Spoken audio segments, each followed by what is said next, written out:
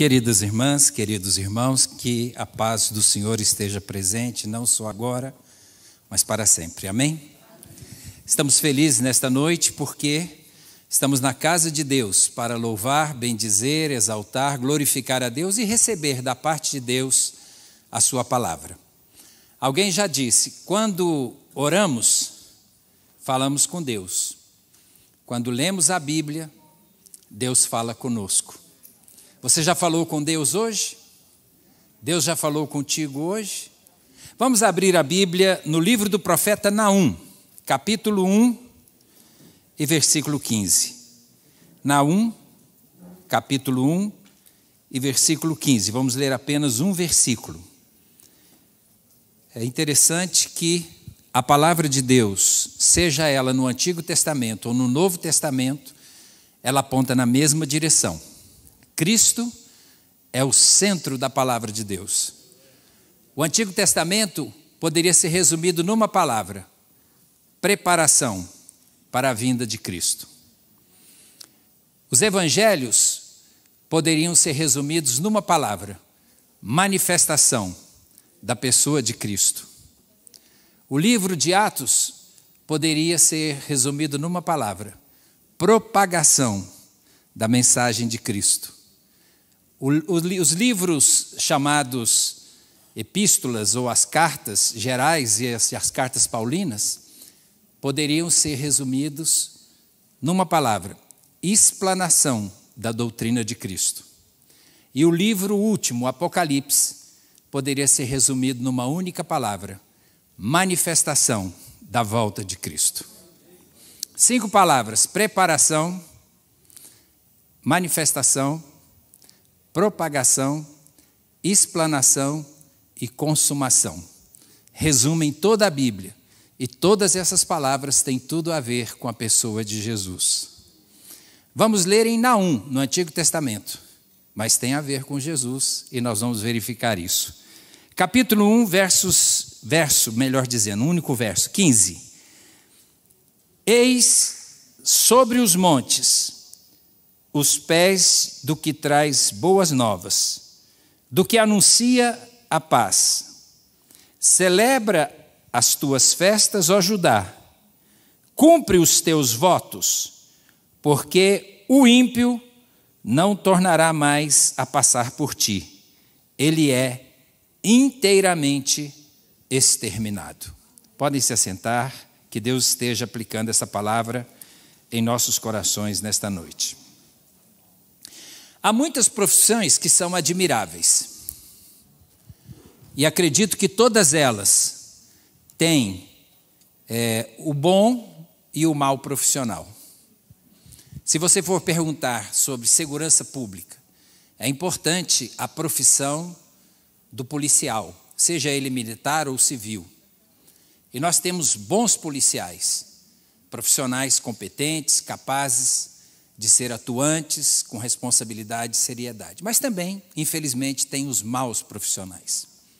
Se você for falar entre os advogados, nós teremos certamente bons advogados, não só pela capacidade de obterem bons resultados nos tribunais, mas também pela capacidade de poderem agir de uma forma ética, dentro do princípio jurídico, sem tentar usar o direito de forma torcida para favorecer indevidamente quem não deveria ser favorecido. Infelizmente, nem todos agem da mesma maneira. Mas se tem uma profissão que eu admiro muito, é a profissão de repórter, jornalista. Eu não sei se tem algum jornalista presente aqui, eu sei que a igreja tem alguns. Temos o Jairo aqui, claro, não podia me esquecer. A voz do Brasil durante muito tempo e agora a voz do Evangelho aqui na nossa igreja, né? Glória a Deus. Jairo Ribeiro foi locutor de programas de rádio, atuou na Voz do Brasil, hoje atua lá no Congresso Nacional, atuando também na parte de notícias internas do Poder Legislativo. Interessante que o jornalista já nasce debaixo de uma carga pesada entre academia e aquilo que nós convencionamos chamar os donos de jornal. ou os donos das emissoras, não é? Os donos das emissoras, eles não são isentos de pensamento, de opinião, de vontades, né? Muitas das empresas jornalísticas, temos livros que contam essas histórias, Assis Chateaubriand e tantos outros, construíram impérios através do uso da mídia como forma de criar situações em que eles poderiam obter vantagens econômicas através do exercício da sua atividade econômica, porque o jornal, nesse caso, era lucrativo, e fazendo das notícias um meio de ampliar seus negócios, estender sua rede de participação no mundo dos negócios. Não é diferente hoje em dia. Se você analisar todos os canais de televisão, de alguma maneira, vai ter ali um dono tentando usar a influência daquele veículo para obter algum tipo de vantagem para si, para o seu grupo ou para os negócios daquela corporação ou daquela família, principalmente quando se trata de famílias, não é? O jornalista, quando vai para uma redação, certamente ele vai ter que enfrentar aquilo que o pensamento dominante naquele veículo de comunicação deverá ser obedecido, seguido. Não é uma coisa assim tão explícita, mas ela fica subentendida o tempo todo. Também ele vive o dilema de fazer a sua profissão com profissionalismo, exercer sua profissão de maneira capaz, com profissionalismo, e ter que enfrentar todos os dilemas dessa dupla, desse conflito duplo, onde tem alguém que quer que se diga alguma coisa dentro de uma determinada linha de pensamento, e ele, com sua tentativa de exercer a liberdade de expressão dentro da própria instituição, sendo tolhido muitas vezes de poder fazer aquilo que gostaria. E, além disso, ele enfrenta os obstáculos da própria redação. Nós temos, às vezes, um jornalista que escreve uma matéria muito bonita. Quando ela é publicada, a manchete diz uma coisa, o corpo da matéria diz outra, completamente diferente. Eu não sei se vocês já perceberam isso. Às vezes você vê uma manchete, você fala, caramba, olha o que está acontecendo. Mas quando você lê o conteúdo, parece que não tem nada a ver, é uma manchete de uma coisa diferente daquela que está descrita ali ao longo do corpo da matéria. Por que isso? É porque na redação, quem faz a escolha da manchete não é o que produziu a matéria. Normalmente a manchete é produzida por outra pessoa. E aí nós temos algumas manchetes bem estranhas. Eu me lembro, por exemplo, de um jornal do Rio de Janeiro que publicou a manchete de que o prisioneiro que chegou em saúde, não me lembro exatamente a frase, mas dizia assim, prisioneiro chega saudável, mas acorda morto. Aí eu fiquei me perguntando, bom, se ele acordou, ele não está morto, e se ele está morto, ele não acordou. Então tem alguma coisa errada na manchete, a gente já percebe logo que tem alguma coisa errada, né? Uma outra manchete interessante é quando falava aqui a respeito da pesquisa, né, na Antártica, alguém colocou, para ilustrar a matéria da Antártica, das pesquisas que são realizadas lá, colocou uma garrafa de cerveja com a marca Antártica. Então, havia uma intenção de ver a matéria como algo que seria relacionado à pesquisa e a marca de uma cerveja, que não tinha nada a ver com o assunto, né? Outra matéria curiosa aqui do estado vizinho nosso é que aparece uma foto do prefeito da cidade ao lado do seu cavalo manga larga. E abaixo, no subtítulo da manchete, lá, da foto, aliás, na tituleira da foto, estava escrito assim, o prefeito fulano de tal, não vou citar o nome aqui, e seu cavalo manga larga. Aí dizia o prefeito à direita e o cavalo, nem precisaria dizer, né? Porque se você tem na foto o prefeito e o cavalo, bastaria você dizer o prefeito e o seu cavalo, né? Mas eles botaram o prefeito à direita. Só que na hora de fazer a edição do jornal, naquele tempo o jornal era feito com a foto tirada mesmo, a foto que era enviada para a redação para ser preparada. O camarada que foi fazer a edição lá, a diagramação do jornal, achou que aquela foto naquela posição não estava boa, então ele inverteu a foto. E aí saiu assim, o prefeito à direita, estava à direita o cavalo, né? E o seu cavalo Manga Larga. E aí gerou um certo conflito. Ninguém sabia que o prefeito era Manga Larga e nem sabia de que raça que ele pertencia, né? Essas coisas acontecem porque há muita interferência, tanto no sentido proposital, como muitas vezes também no sentido ocasional. É uma falha que ocorre e que acaba distorcendo o conteúdo da matéria, gerando essas gafes. Sem falar que tem jornais que levam barriga, eles deixam de publicar uma matéria importante porque descuidaram e alguém foi lá e furou, e dando a notícia em primeiro plano, assim por diante. Alguém vai me dizer, mas espera aí, pastor Peniel, do que você está falando quando você lê um texto de Naum e começa a falar de repórter, de jornalista? Naum é repórter de Deus. Ele enxerga o futuro. É impressionante como você lê os 3 capítulos do livro de Naum, o quanto que ele fala sobre a destruição de Nínive. O império assírio vai ruir. E a destruição do império assírio com a destruição de Nínive é descrita em detalhes, alguns bons anos antes de acontecer. É um repórter que tem uma fonte fidedigna, que diz para ele, dá aí a notícia, coloca a manchete, Nínive vai cair, a Assíria será destronada, o império será arrasado. É interessante para a gente situar historicamente esse fato, que não se diz na Bíblia, pela Bíblia, qual seria o período exato em que Naum atuou.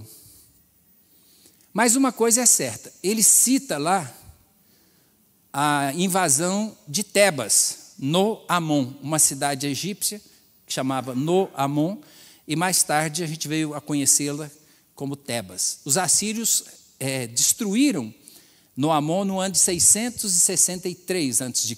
Então, se ele está falando da destruição de No Amon como um fato consumado, significa que a profecia dele vai acontecer do período dessa destruição para frente. E ele fala da destruição também da Assíria, que acontece no ano de 612. Então, entre 663 e o ano de 612, é que acontece o ministério de Naum, fazendo as profecias a respeito da destruição de Nínive. Uma coisa interessante nesse período é que ocorre um grande avivamento em Judá. Esse avivamento dura mais ou menos 10 anos, em que há uma verdadeira reforma produzida por Josias. E provavelmente é esse o tempo em que Naum está vivendo e exercendo o seu ministério. Não há ali nenhuma palavra de condenação ao pecado de Judá. Quase todos os profetas, quando profetizam, eles falam primeiro a respeito do erro do próprio povo. Deus não mascara as coisas, Deus não disfarça. Deus não quer que o dedo fique apontado só para fora.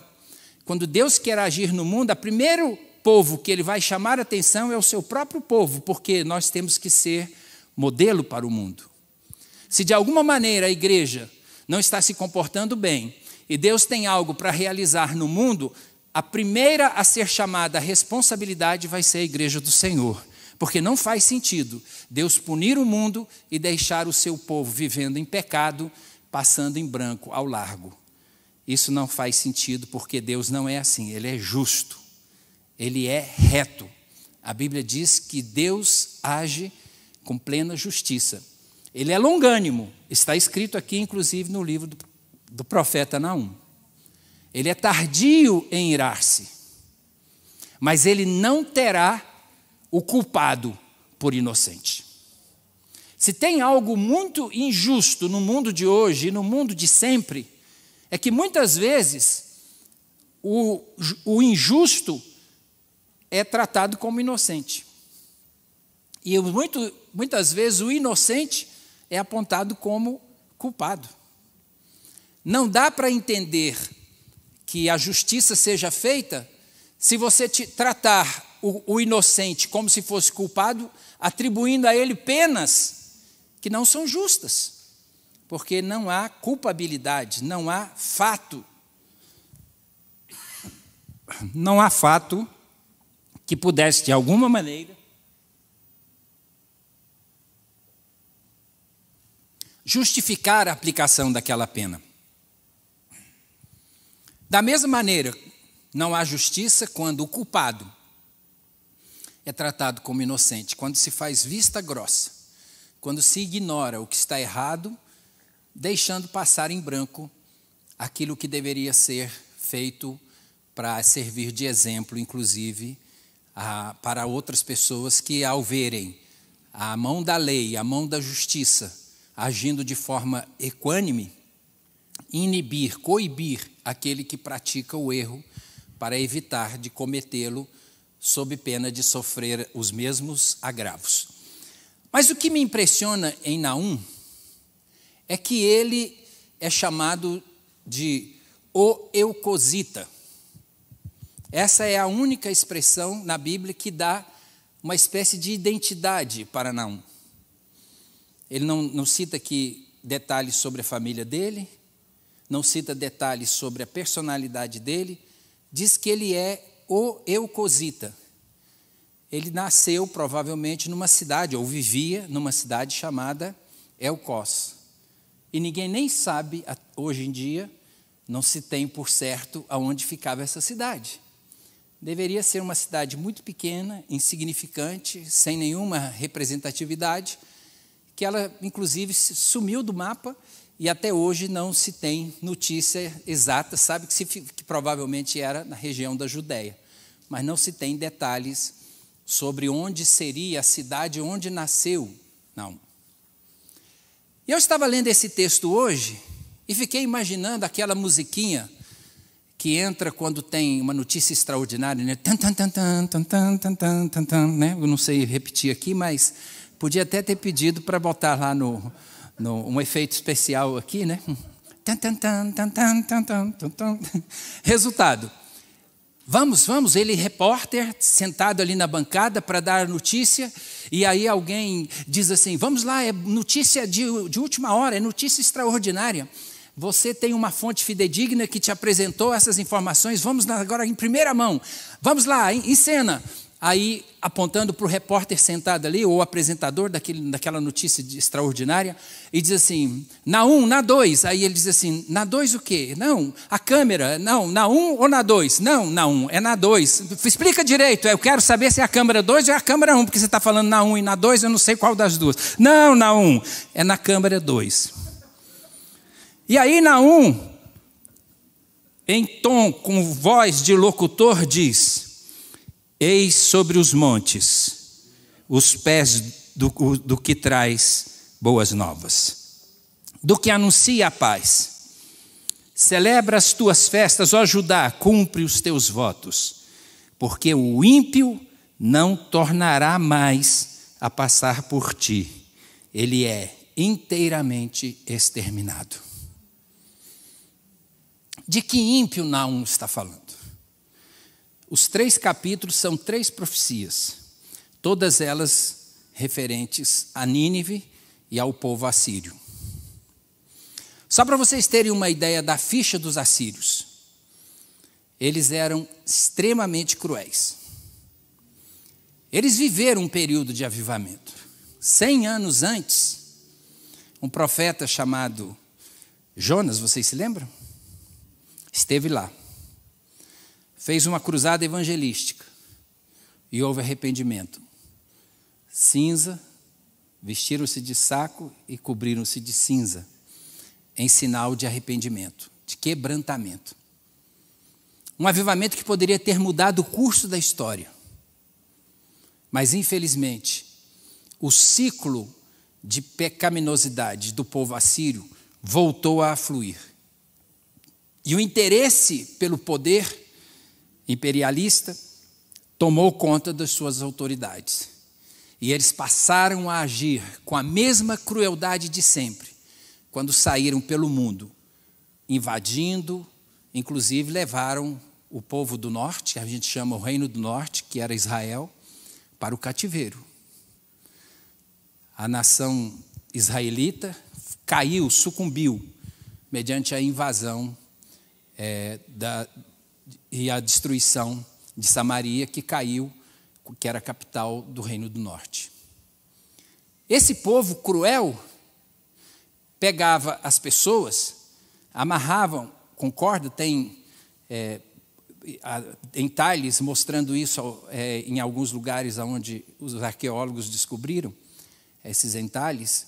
Amarrados, eles andavam milhares de quilômetros. Muitos morriam ao longo da jornada. Eram os cativos que saíam dos seus países de origem, levados para outras nações que poderiam ser ou a própria Síria, ou a própria Nínive, ou outros países que já eram dominados por eles. Que cena estarrecedora. Os que eram governantes, eles não tinham dó nem piedade. Pegavam os governantes e todos os familiares e os destruíam ao fio da espada. Alguns deles, eles penduravam pelas peles, com ganchos, e deixavam expostos ao sol, para morrerem com as peles sendo esticadas até a total desidratação e a morte pela forma mais cruel que poderia existir. O povo de Judá não engolia os assírios. Sabia da maldade, mas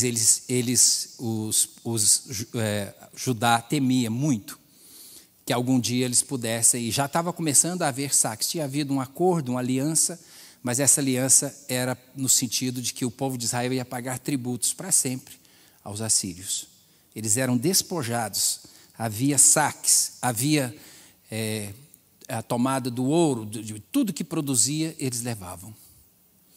E eu fico imaginando, meus irmãos, essa cena dura, cruel, de um povo que mata, que extermina, que agride, que afronta, sem dó, sem piedade. E como o povo de Deus se sente? Pequeno, ínfimo, aparentemente indefeso. Mas Deus levanta um homem, cujo nome significa consolo. O nome de Naum significa consolo, para trazer uma palavra de consolação. Essa palavra parece improvável. Ela tem um tom de inverossimilhança. A impressão que se tem é que aquilo é mais uma fake news divulgada para tentar demonstrar a raiva, o furor, o ódio contra os assírios e, ao mesmo tempo, tentar trazer algum tipo de esperança para a nação que temia profundamente o dia em que os assírios pudessem vir para destruí-la. E então, Naum levanta a voz sob a autoridade do Espírito Santo de Deus para usar uma expressão que é o único versículo de Naum que vai ser mencionado no Novo Testamento e que já tinha sido mencionado pelo profeta Isaías. Essa passagem que eu li, ela está citada também na Bíblia, nesses dois outros lugares. Em Isaías, nós encontramos no capítulo 51, melhor dizendo, 52, verso 7. Quão suaves são sobre os montes os pés do que anuncia as boas novas, que faz ouvir a paz, que anuncia o bem, que faz ouvir a salvação e que diz a Sião: o teu Deus reina. Isso aconteceu provavelmente por volta do ano 700. Então, nós vamos ver que Naum vai falar depois desse período a mesma palavra profética. E Paulo, ao escrever aos Romanos, ele faz essa mesma citação. Ele diz em Romanos capítulo 10, como está escrito: quão formosos os pés dos que anunciam a paz, dos que anunciam coisas boas. Irmãos, nós vivemos em tempos muito parecidos. Lendo aqui Naum, eu percebi, por exemplo, quando a cidade tinha grandes diques lá, e aqueles diques são rompidos através do ataque dos inimigos, na visão de Naum, e a água invade a cidade. Eu fiquei lembrando de notícias que a gente tem assistido hoje em dia, com ameaças de invasão na Ucrânia. Eu fiquei imaginando cenas do Rio de Janeiro com a queda de barreiras e as enchentes com lama e tantas outras coisas. E eu fiquei pensando, os tempos passam, as cenas se repetem. Parece que vivemos tempos de angústia como viveram os que viviam na época em Judá. A impressão de que havia muito descontrole no clima, a impressão de que tudo estava fora do controle, a impressão de que o mundo estava caminhando de mal a pior e que não havia quem pudesse colocar um freio na maldade humana, na malignidade. O texto de Naum fala sobre corrupção, fala sobre desvio de dinheiro, fala sobre mentira, fala sobre prostituição. E a gente fica olhando para Naum e fica pensando, será que Naum não está falando dos dias de hoje? Eu cheguei a me surpreender ao ler Naum, um texto que alguns até fazem essa relação direta. Eu não sei se eu posso fazer isso, porque não me parece ser exatamente a respeito disso que ele está falando, mas o capítulo 2, versículo 4 diz assim: os carros se enfurecerão nas praças, chocar-se-ão pelas ruas, e seu parecer é como o de tochas, correrão como relâmpagos. E eu fiquei pensando, naquele tempo era carruagem, movida a cavalo. Será que os carros andariam como tochas, correndo pelas ruas, como relâmpagos? Será que Naum não estava enxergando algo do nosso tempo, esses carros com os faróis ligados e andando em velocidades altas pelas rodovias? Não sei, aqui está falando exatamente da invasão de Nínive pelos babilônios, persas, que depois fizeram uma aliança para destruir a nação da Assíria. Mas pode ser que a gente esteja também enxergando coisas parecidas. Cenários que dizem respeito a algo que tem a ver com o nosso dia a dia de hoje. E eu queria olhar para você e dizer, quem se habilita a ser um repórter do futuro? Quem se habilita a ser um Naum nos dias de hoje? Talvez não precisamos de dois. Não tem nada a ver com numérico, mas um homem chamado Naum, cujo nome significa consolação, se colocou diante de Deus para ser voz profética e dizer: haverá anúncio de boas novas, de paz, haverá anúncio de esperança, haverá anúncio de um novo tempo e haverá anúncio de um reino que não terá fim. Os assírios serão destruídos e um dia aquele que é rei de verdade haverá de triunfar e reinar sobre todos nós. Quero dizer para você, meu irmão, esta noite, que nós não precisamos fazer coro com a malignidade e a maldade do mundo. É notícia ruim demais para a gente poder ficar gastando tanto tempo incentivando a prática dessa divulgação. Criando muitas vezes contendas, celeumas, pelejas, notícias boas, notícias ruins, notícias certas, notícias erradas, notícias tortas, notícias falsas, fake news.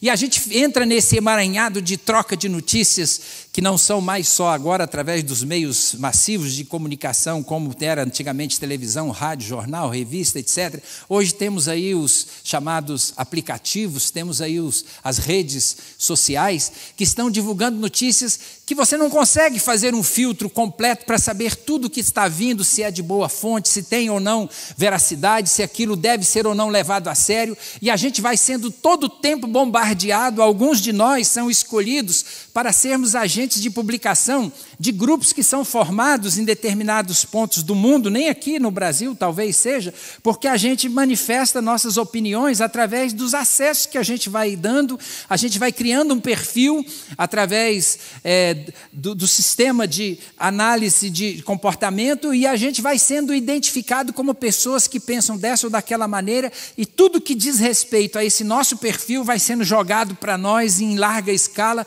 dando a impressão de que aquilo vem a calhar com aquilo que nós cremos, e nem sempre é assim. Assim como na redação de um jornal tem alguém por trás tentando dizer, não é dessa maneira, eu só quero que seja assim, nós vamos ter também nas redes sociais algum interesse por trás, seja político, seja econômico, seja filosófico, seja de ideologia, eu não sei, mas tem. A única fonte fidedigna que pode trazer para nós uma palavra verdadeira para o tempo do fim, é a fonte que Naum utilizou. É a fonte que vem do Senhor, a palavra de Deus para este mundo perdido. Este mundo vai passar pelo mesmo que a Síria passou. Nínive sofreu o juízo de Deus, e esse mundo vai sofrer o juízo de Deus. Quer os homens aceitem, quer não aceitem. Naum vai dizer lá que eles se achavam o máximo, que eles se consideravam os especiais. Mas a Bíblia, quando Naum fala, ele diz assim: olha, vocês acham que são muita coisa, não é? Pois saibam de uma coisa, maior do que vocês é o Deus que está no céu e que não tolera a injustiça e a malignidade. E sabe o que aconteceu, irmãos? A palavra profética dada a Naum se cumpriu literalmente da forma como ele tinha pronunciado. Aí alguém diz: mas pastor Peniel, eu não tenho essas credenciais. Claro que tem. Você tem a palavra de Deus. Tudo que vai acontecer no mundo já está predito aqui na Bíblia. Todas as realidades presentes e todas as realidades futuras, sem contar as passadas, porque a gente já confirmou, estão previstas nas Escrituras Sagradas. Um dia desse uma pessoa chegou para mim e falou assim: eu agora não assisto mais jornal. Imagino que ele estava falando do jornal televisivo. Não quero me envolver com isso, eu não tenho interesse de ouvir nada. Porque é muita notícia ruim, é muita coisa má, é muita coisa esquisita. Eu estou fora. Eu falei: você também vai parar de ler a Bíblia? Aí ele disse: como? Eu falei: o que você está vendo no jornal é o que está escrito na Bíblia. Tudo que você está vendo, guerra, rumores de guerra, filho contra pai, irmão contra irmão, nação contra nação, reino contra reino, pestilências, terremotos, todo tipo de catástrofe que você está assistindo hoje nos veículos de comunicação, estão previstas nas Escrituras Sagradas e são sinais dos fins dos tempos. A vinda de Cristo se aproxima. E quão formosos os pés daqueles que anunciam essa boa nova. O mundo está ruim, irmão, seja sincero, você concorda que o mundo está muito ruim? Vai ficar pior. Parece estranho, né? Cadê a mensagem de esperança? Naum significa consolo, mas qual foi o consolo que ele trouxe? Ele diz assim: olha, Nínive vai cair, a Síria vai ser destruída, vai ser ocupada e vai ser levada ao cativeiro. Mas outros povos virão. E também haverá juízo sobre Judá. Babilônia depois vem e leva Judá para o cativeiro, e a gente sabe muito bem a história, que assim como caiu o reino do norte e Samaria no domínio dos assírios, depois Jerusalém cai sob o domínio dos babilônios. A igreja vai sofrer. No mundo tereis aflições. Nosso lugar de descanso não é aqui. O mundo está ruim e vai de mal a pior. Mas nós temos uma palavra de consolação. Aquele que é rei, reinará. Um reino de paz e de justiça se instalará.